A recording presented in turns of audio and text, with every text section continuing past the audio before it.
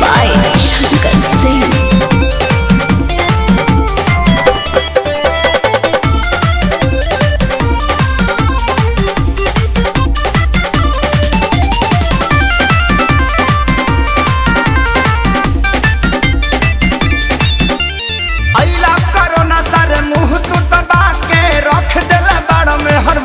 बना के अरे गाना गइबो कि कामो करबो? अरे यही ला कोरोना सारे मुंह तू दबा के रख देला बाड़ा में हर मौगा बना के।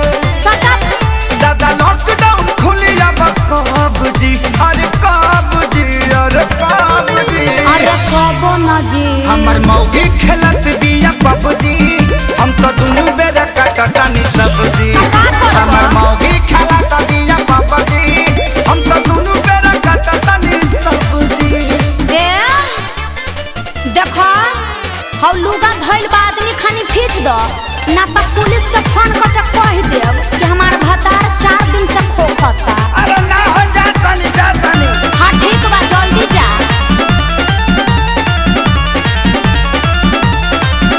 घरवा में सूती उता करतिया सहो, फूकी फूकी चूल्हा हमारा निकलता गैस हो। अरे घर में मत छोड़ो प्रदूषण हो जाई। घरवा में सूती उता करतिया सहो, फूकी फूकी चूल्हा हमारा निकलता गैस हो। झाड़ू लगाई फिर पोछा लगाई, अपन दर्द के तना ले बता। हां तो बैठ के हुड़बा।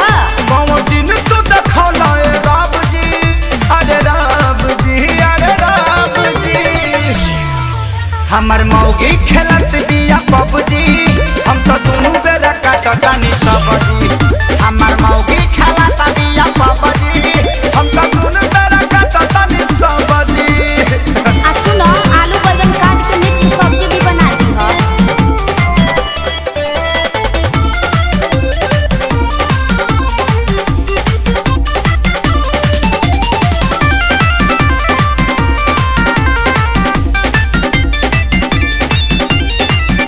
माझी माझी बरतन दर्द करता कालाई, अब से करोना सरऊ लेला तू विदाई। सार साहू मत करो चुपचाप काम करो ई जाए वाला नहीं खे। माझी माझी बरतन दर्द करता कालाई, अच्छा अब से करोना सरऊ लेला तू विदाई। रहे खेसारी के हीरो में बड़ा नाम हो, सोनू सुधा को साथे भइले गुलाम हो। सभे रोवे घर में बैठी डभ जी, अरे डभ जी, अरे डभ जी। अल्ले मेला बच्चा हमर मौगी खेलत बिया पबजी, हम तो दुनु बेरा कटतानी सब्जी। हमर मौगी खेलत बिया पबजी, हम तो दुनु बेरा कटतानी सब्जी।